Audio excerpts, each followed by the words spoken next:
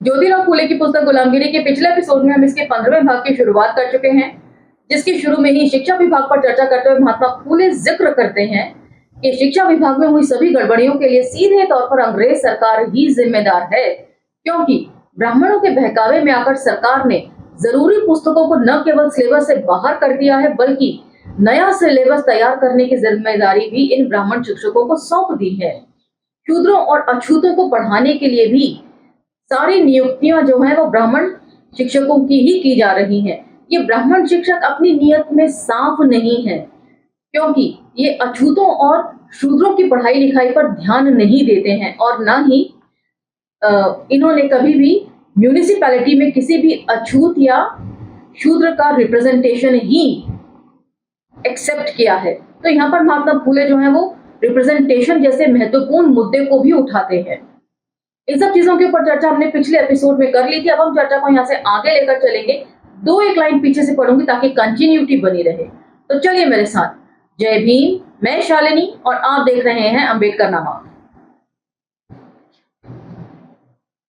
ढूंढीराव तात सभी जातियों की अलग अलग जनसंख्या के अनुसार म्यूनिसिपैलिटी में किस जाति की सदस्यों की संख्या ज्यादा दिखाई देती है?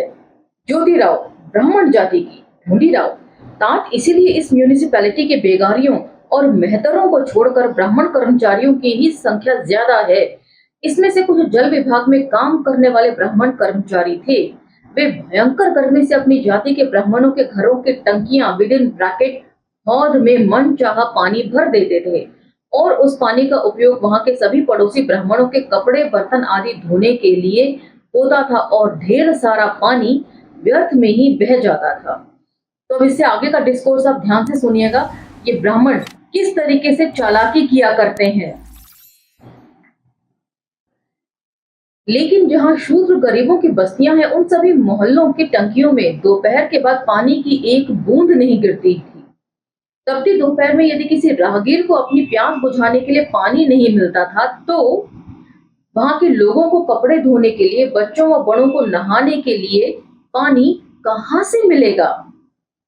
इसके अलावा ब्राह्मणों की बस्तियों में खूब नई टंकियां कितनी बनाई गई हैं, लेकिन पूना की जूनागंज बस्ती आदि मोहल्लों के लोग कई सालों से मांग कर रहे थे कि उनके मोहल्ले में पानी की टंकी बनवाई जाए, लेकिन म्यूनिसिपैलिटी ने उनके चिल्लाने पर भी कोई ध्यान नहीं दिया। यहाँ ब्राह्मण सदस्यों की संख्या ज्यादा होने की वजह से उन बेचारे गरीबों की कई साल तक सुनवाई ही नहीं हुई। लेकिन अंत में पिछले साल जब अकाल पड़ा तो मीचगंज के महार मातंगों ने काले हौद को छूकर वहां से पानी भरना शुरू कर दिया। तब कहीं जाकर म्यूनिसिपैलिटी को होश आया और उसने इन लोगों की सुध ली।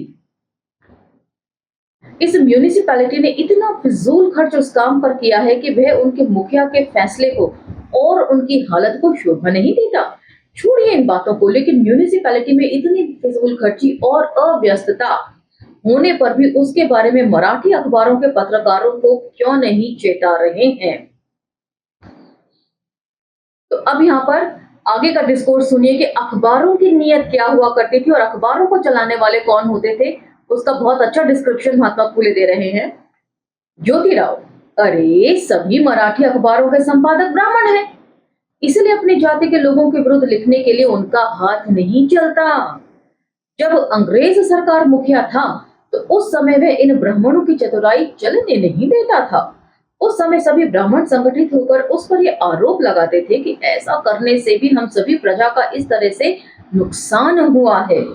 इस प्रकार ये ब्राह्मण लोग उनके विरुद्ध इस तरह गलत अफवाहें फैलाकर उसका इतना नुकसान कर देते थे कि उसको अपने मुखिया पद से इस्तीफा देने के लिए मजबूर होना पड़ता था और वे आगे इस म्यूनिसिपैलिटी का नाम लेना भी भूल जाते थे। तो ये हमेशा से हिंदू फोबिया का जो ट्रम्प कार्ड है ना, वो खेलते हैं। ये अंग्रेजों को जो है वो हिंदू फोबिया है, जबकि हकीकत कुछ और ही है जो यहाँ पर महात्मा फूले बयां कर रहे हैं। लेकिन अपनी दयालु अंग्रेज सरकार भी उन सभी ब्राह्मण अखबारों की बात सुनकर उन अखबारों को सच मानकर कह देती थी कि उस लेख में सभी शूद्रों और अछूतों की समस्याएं भी शामिल हो गई हैं। लेकिन ऐसा समझने में हमारी भोली सरकार बहुत बड़ी गलती करती थी। उसको इतना भी मालूम नहीं है कि ब्राह्मण अखबार वालों और शूद्र तथा अछूतों के जीवन में एक बार भी ऐसे काम में मुलाकात नहीं होती। मतलब अंग्रेजों को लगता था ब्राह्मण जो अपनी समस्याएं बता रहे हैं वो अछूतों और शूद्रों की भी सेम समस्याएं हैं, जबकि महात्मा फूले कह रहे हैं कि ऐसा बिल्कुल नहीं है। शूद्रों और अछूतों की समस्याएं ब्राह्मणों की समस्याओं से बिल्कुल अलग हैं, जो अंग्रेज सरकार समझने को तैयार नहीं। उसमें से अधिकतर अछूत ऐसे हैं जिनको यह भी नहीं मालूम कि आखिर अखबार किस बला का नाम है। सियार या कुत्ता या बंदर कुछ भी मालूम नहीं। फिर ऐसे में अनजान अछूतों के विचार इन सभी मांगलिक अखबारों को कहां से और कैसे मालूम होते हैं। उन्होंने सरकार का मजाक करके अनपढ़ लोगों के दिलों को अपनी ओर आकर्षित करने के लिए उनके प्रति झूठी हमदर्दी दिखाकर अपने पेट पालने के लिए उन्होंने इस तरह का नया तरीका खोज लिया है। मतलब शूद्रों और अछूतों के नाम पर, उनका भला करने के नाम पर अपनी समस्याओं में उनकी समस्याएं मिलाकर ये लोग ब्राह्मण पैसा कमाते हैं, ताकि सरकार का ध्यान न जाए और अछूतों और शूद्रों की समस्याओं के लिए अलग से पैसा आवंटित न कर सके सरकार।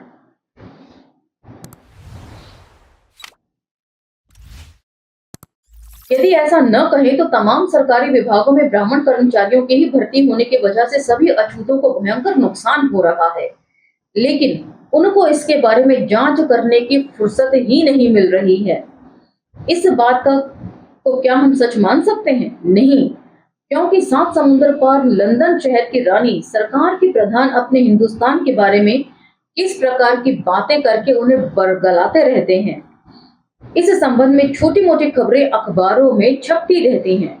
कहने का मतलब यह है कि यह सब कहने के लिए उनको कहां से फुर्सत मिलती है। छोड़िए इन बातों को भी। फिर भी किसी मराठी ईसाई अखबार वालों ने ये लिखा कि म्यूनिसिपैलिटी में गरीबों की कोई सुनवाई नहीं होती। तो यहाँ पर लगातार वे रिप्रेजेंटेशन की बात कर रहे हैं कि अछूतों और शूद्रों की समस्याएं ब्राह्मणों की समस्याओं से बिल्कुल अलग हैं। यहाँ पर वे सवर्णों की बात नहीं कर रहे हैं, सीधे तौर पर ब्राह्मण, शूद्र और अछूतों की बात करते हैं। तो अगली बार जब भी कोई आपसे रिजर्वेशन को लेकर बोले कि ये लोग आप लोग जो है वो फ्री के पर्क्स एंजॉय कर रहे हैं, तो उनको पुरजोर तरीके से बताइएगा कि reservation is not free perks, it is representation. मामला सारा रिप्रेजेंटेशन का है, जिसे सबसे पहले महात्मा फूले ने अपनी इस पुस्तक गुलामगिरी के जरिए उठाया है। तो ये बिना वजह नहीं है कि बाबा साहब अम्बेडकर ने महात्मा फूले को बुद्ध और कबीर के बाद अपना तीसरा गुरु माना है। फिर भी किसी मराठी ईसाई अखबार वाले ने ये लिखा कि म्यूनिसिपैलिटी में गरीबों की कुछ सुनवाई नहीं होती। ऐसी खबर छपने के बाद सभी मराठी अखबारों की इस तरह की खबरें सारांश में अंग्रेजी में अनुवाद करके सरकार को दिखाने का काम म्यूनिसिपैलिटी के ही ब्राह्मण सदस्य को सौंप दिया गया है। लेकिन वे इस तरह के रिपोर्ट को म्यूनिसिपैलिटी में अपने कंधे से कंधा मिलाकर बैठने वाले जाति बंधुओं के खिलाफ सरकार के सामने क्या रख पाएंगे? मतलब अंग्रेजों को यदि मराठी का ज्ञान नहीं होता था तो मराठी से इंग्लिश में ट्रांसलेशन करने की जिम्मेदारी भी ब्राह्मणों को सौंप दी जाती थी। और ये समझने वाली बात है कि ब्राह्मण जो है वो ट्रांसलेशन में किस तरह से हेरफेर करते होंगे। अपने लोगों के खिलाफ तो ये लिखेंगे नहीं।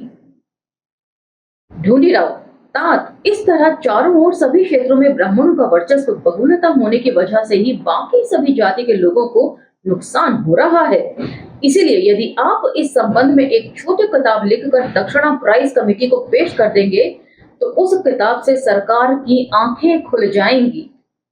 ज्योतिराव ब्राह्मण पंडित पुरोहित विद इन ब्रैकेट जोशी अपने शोषक धर्म के गपोड़ों से अनपढ़ शूद्रों को किस तरह झांसे में लाकर फुसलाकर खाते पीते हैं और ईसाई मिशनरी अपने सेवा भावी निस्वार्थ धर्म की सहायता से शूद्रों को सही ज्ञान देकर सत्य के मार्ग पर चलने की प्रेरणा देते हैं आदि तमाम बातों के बारे में एक छोटा सा नाटक लिखा है। वह नाटक सन 1855 में दक्षिणा प्राइज कमेटी को भेजा था, लेकिन वहां भी जिद्दी ब्राह्मण सदस्यों के जातीय दुराग्रह के कारण अंग्रेज सदस्यों की एक भी नहीं चली और उस कमेटी ने मेरे नाटक को नापसंद कर दिया।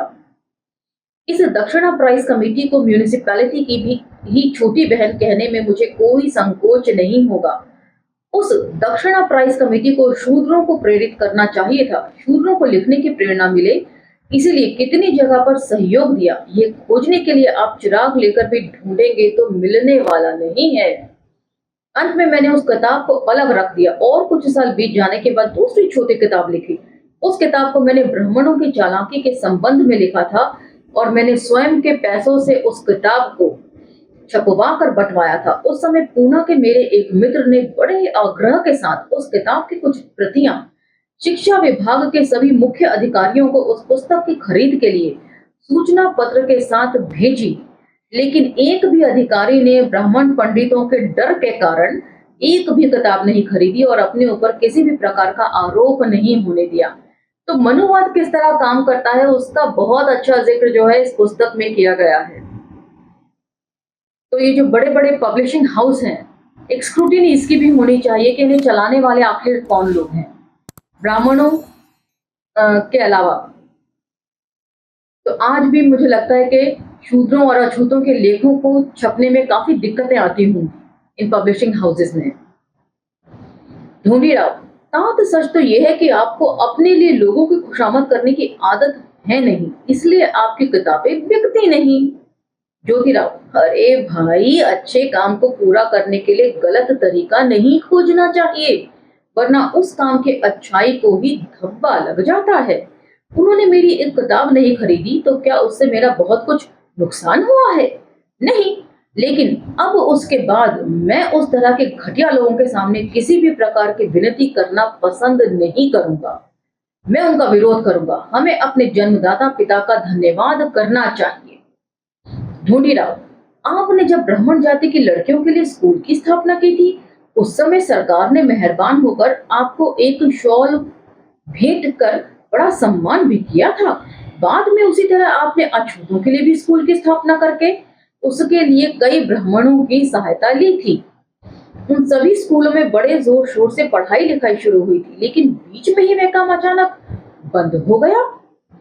कुछ साल बीत जाने के बाद आपने यूरोपियन लोगों के घर आना जाना भी एक तरह से बंद जैसा ही कर दिया। इसकी क्या वजह हो सकती है? ज्योतिराव, ब्राह्मण जाति की लड़कियों के लिए स्कूल शुरू करने की वजह से सरकार बहुत खुश हुई और मुझे शॉल भेंट कर सम्मान किया, लेकिन मुझे जब शूद्रों के लड़के लड़कियों के लिए स्कूल शुरू करने की जरूरत महसूस हुई तो मैंने ब्राह्मणों को सदस्य बनाया और वे सभी स्कूल ब्राह्मणों के हाथों में सौंप दिए।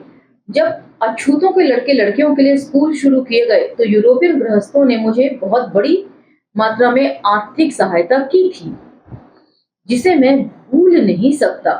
उनके रेवेन्यू कमिश्नर रीव्ज साहब ने तो बहुत ही सहायता की थी। उन उदार दयालु गृहस्थों ने मेरी सिर्फ आर्थिक सहायता ही नहीं की, बल्कि वे अपना महत्वपूर्ण धंधा संभालते हुए भी उन अछूतों के स्कूल में बार बार आकर इस बारे में जानकारी लेते थे कि छात्रों की ने पढ़ाई लिखाई में कितनी प्रगति की है। उसी प्रकार छात्रों को पढ़ाई के लिए प्रेरित करने के लिए वे बड़ी कोशिश करते थे। इसीलिए उनका उपकार अछूत छात्र छात्राओं की नस नस में समाये हुए हैं। उनके इस उपकारों से मुक्त होने के लिए यदि वे अपने चमड़े की जूतियां बनाकर भी उनके पांव में पहनाए, तब भी वे उनके उपकारों से मुक्त नहीं हो सकते। मतलब पढ़ा लिखा कर किस तरह गुलामी की बीड़ियां तुड़वाई अंग्रेजों ने। इसी प्रकार कुछ अन्य यूरोपियन सज्जनों ने मुझे इस काम के लिए काफी सहायता की है। इसके लिए भी मैं उनका आभारी हूँ। उस समय उस काम में भी मुझे ब्राह्मण सदस्यों को लेने की जरूरत महसूस हुई, जिसके कारण की अंदर की बात किसी समय जरूर बताऊंगा। बाद में जब मैंने उन स्कूलों में ब्राह्मणों के पूर्वजों के बनावटी धर्म शास्त्रों में लिखी गई धूर्ततापूर्ण बातों के संबंध में उन छात्रों को पढ़ाना शुरू कर दिया तो उन ब्राह्मणों और मेरे बीच व्यवहार बोलचाल में खटास बढ़ती गई। उनके कहने का मतलब यह था कि अछूतों के बच्चों को बिल्कुल ही पढ़ना लिखाना नहीं सीखना चाहिए। यदि उनके लिए पढ़ना लिखना जरूरी है तो उनको केवल अक्षरों का ज्ञान हो। मतलब कहते हैं ना कि बस अपना साइन करने तक ही पढ़ाओ लिखाओ, बस इससे ज्यादा बिल्कुल नहीं। लेकिन मेरा कहना यह है कि उन अछूत बच्चों को अच्छे दर्जे तक पढ़ना लिखना सिखाकर उनमें इतनी क्षमता पैदा कर देनी चाहिए कि वे अपना भला बुरा खुद जान सकें। अछूतों को पढ़ना लिखना नहीं सिखाना चाहिए, इसमें उनका स्वार्थ क्या हो सकता है। उनके मन को समझना आसान नहीं है। उन्हें लगा कि ये लोग पढ़ लिख कर बुद्धिमान बनेंगे। यह भी लगता होगा कि हमारी तरह ही इनको पढ़ने लिखने का मौका मिला, सही ज्ञान प्राप्त हुआ तो इनको सच और झूठ में फर्क समझ में आ जाएगा। तो ये लोग हमारे शोषण का विरोध करेंगे और सरकार के वफादार अनुयायी बनकर हमारे पूर्वजों ने उन पर और उनके पूर्वजों पर जो जुल्म किए हैं, जो ज्यादतियां की हैं, उस इतिहास को पढ़कर हमारे खिलाफ बगावत कर देंगे। यही उनकी भावना हो सकती है। इस तरह जब उनके और मेरे विचारों में मतभेद होने लगे तो मैंने ब्राह्मण पंडितों के नकली स्वार्थी स्वरूप को पहचान लिया और उन दोनों संस्थाओं से हट गया। इसी दौरान ब्राह्मण पाणे विदिन ब्रैकेट मंगल पाणे का 1857 का विद्रोह शुरू हो गया। उसके बाद से सभी यूरोपियन सभ्य लोग मेरे साथ पहले की तरह खुलकर बातचीत नहीं करते थे, बल्कि मुझे देखते ही उनके चेहरे के हाव भाव बदल जाते थे। तब से मैंने भी उनके घर आना जाना बंद कर दिया। तो आज का एपिसोड हम यही विराम देते हैं। जवाब हम अगले एपिसोड में पढ़ेंगे। इसी के साथ मुझे आगे दीजिए। वीडियो यदि पसंद आती है तो उसे लाइक शेयर सब्सक्राइब करना ना भूलें और सोशल मीडिया के अन्य प्लेटफॉर्म पर अम्बेडकर नामा को फॉलो करना ना भूलें। इसी के साथ मुझे आगे दीजिए। मिलते हैं अगले एपिसोड में। जय हिंद, धन्यवाद।